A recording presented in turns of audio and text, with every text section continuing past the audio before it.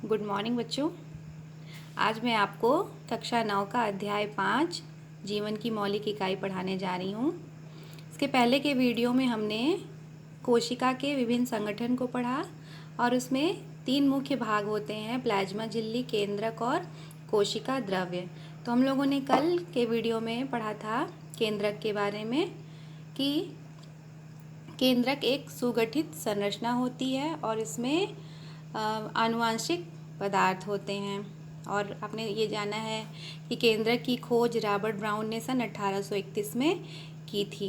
तो आइए हम एक बार केंद्रक को फिर से देख लेते हैं।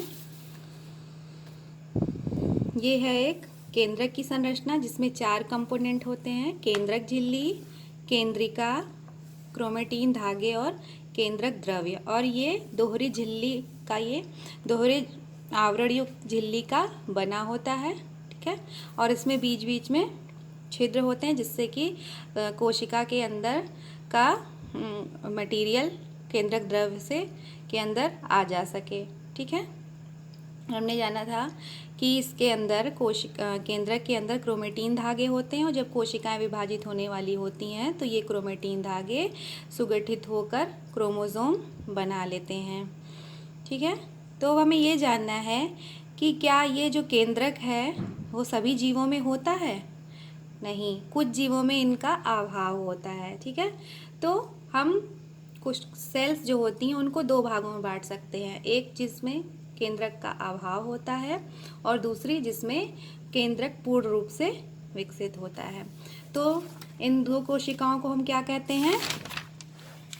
प्रोकैरियोटिक एवं यूकैरियोटिक सेल। और इन तरह की ये जो कोशिकाएं प्रोकैरियोटिक और यूकैरियोटिक कोशिकाएं जिन जीवों में पाई जाती हैं उन जीवों को हम प्रोकैरियोटिक एवं यूकैरियोटिक जीव कहते हैं। तो आइए इसको पढ़ लीजिए कि बैक्टीरिया जैसे कुछ जीवों में कोशिका का केंद्रीय क्षेत्र बहुत कम स्पष्ट होता है। यहाँ बात कर रहा है बैक्टीरिया, उनमें जो कोशिका का केंद्रीय क्षेत्र होता है वो विकसित नहीं होता, बहुत कम स्पष्ट होता है क्योंकि इसमें केंद्रक झिल्ली नहीं होती।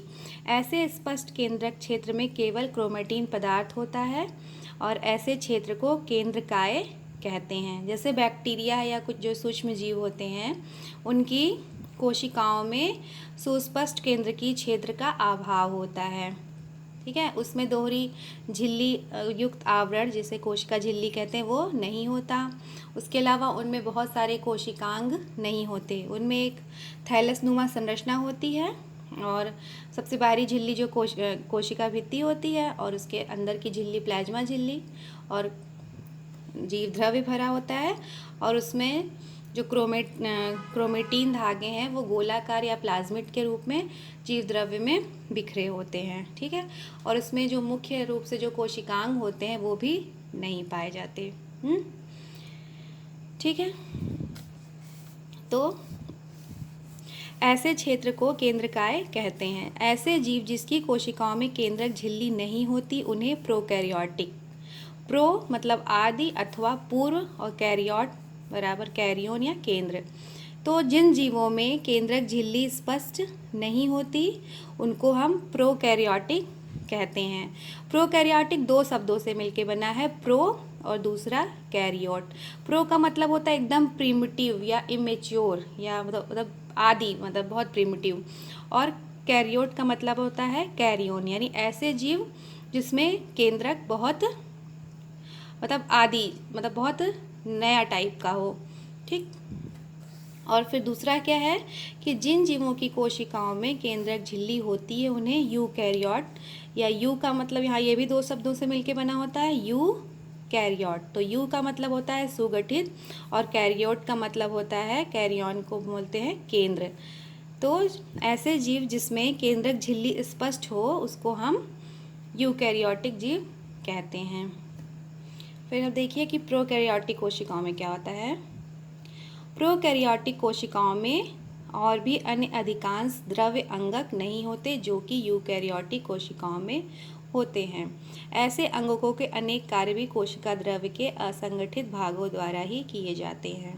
प्रोकैरियोटिक कोशिकाओं में अधिकांश कोशिका अंगक नहीं होते लेकिन यूकैरियोटिक कोशिकाओं में पूरे सभी कोशिकांग होते हैं। और इनमें जो कोशिका द्रव के जो कार्य होते हैं वो असंगठित भागों द्वारा ही किए जाते हैं।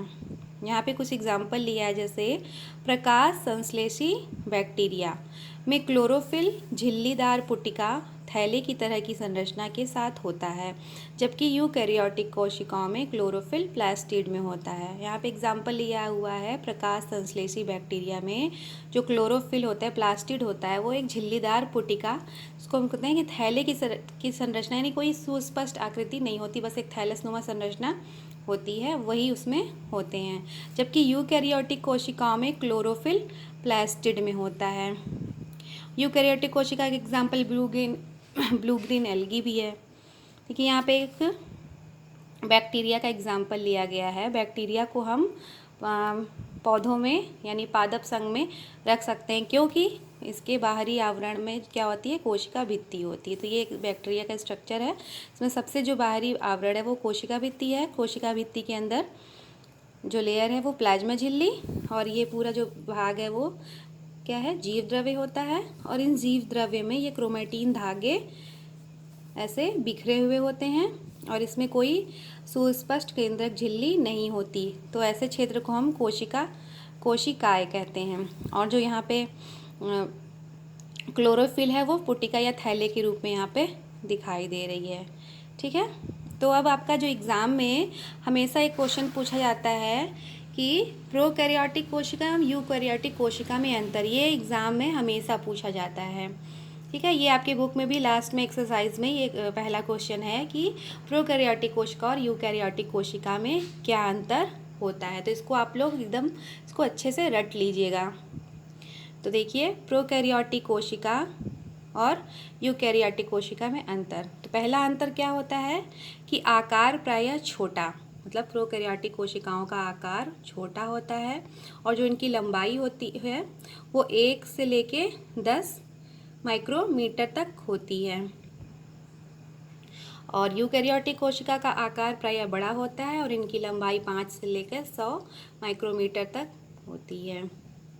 फिर दूसरा अंतर है प्रोकैरियोटिक कोशिका में, देखिए कि केंद्रकीय क्षेत्र यानी अस्पष्ट होता है। जो केंद्रकीय क्षेत्र है वो अस्पष्ट होता है। क्रोमेटिन पदार्थ होते हैं, इसमें गुणसूत्र नहीं होते, क्रोमेटिन पदार्थ होते हैं, और इस क्षेत्र को केंद्रकाय या न्यूक्लियाइड कहते हैं। और इसमें यूकैरियोटिक कोशिका में क्या है, केंद्रकीय क्षेत्र सुस्पष्ट होता है, जो चारों ओर से केंद्रकीय झिल्ली से घिरे रहते हैं। हमने देखा है कि यूकैरियोटिक कोशिका जैसे पादप की या जंतु में, उसमें जो केंद्रक होता है वो सुस्पष्ट केंद्र की झिल्ली से घिरा रहता है। फिर तीसरा अंतर है कि क्रोमोसोम प्रोकैरियोटिक कोशिका में एक होता है, जबकि यूकैरियोटिक कोशिका में क्रोमोसोम 1 से अधिक होते हैं। चौथा अंतर जो बहुत इम्पॉर्टेंट ये भी है कि झिल्ली युक्त कोशिका अंगक अनुपस्थित होते हैं। मतलब मेम्ब्रेन बाउंड जो भी कोशिका अंगक है, जैसे माइटोकॉन्ड्रिया, गाल्जी काय, प्लास्टिड, एंडोप्लाज्मिक रेटिकुलम, लाइसोसोम, ये सब क्या होते हैं, इनमें अनुपस्थित होते हैं। जबकि यूकैरियोटिक कोशिका में झिल्ली युक्त कोशिका अंगक उपस्थित रहते हैं, जैसे mitochondria, plastid, endoplasmic reticulum, गाल्जी body इत्यादि। ठीक है, फिर एक मुख्य अंतर फिर है पांचवा कि राइबोसोम जो होते हैं वो 70S प्रकार के होते हैं, जबकि यूकैरियोटिक कोशिकाओं के राइबोसोम 80S प्रकार के होते हैं। जब आप लोग और इंटर में जाइएगा तो आप लोग को 70S और 80S के बारे में बताया जाएगा। ठीक है, तो प्रोकैरियोटिक कोशिका का क्या एग्जाम्पल है, बैक्टीरिया और ब्लू ग्रीन एल्गी। और यूकैरियोटिक कोशिका में सभी जंतु, पादप, मानव, मतलब सभी प्राणी और पौधों की जो कोशिकाएं होती हैं वो यूकैरियोटिक कोशिका होती है। ठीक है, तो इसको आप लोग रट लीजिए, और कल मैं इसको आप लोग से सबसे पूछूंगी। ठीक है, तो आज के लिए इतना ही। इसके आगे का जो टॉपिक है वो हम लोग बाद में पढ़ेंगे। Thank you.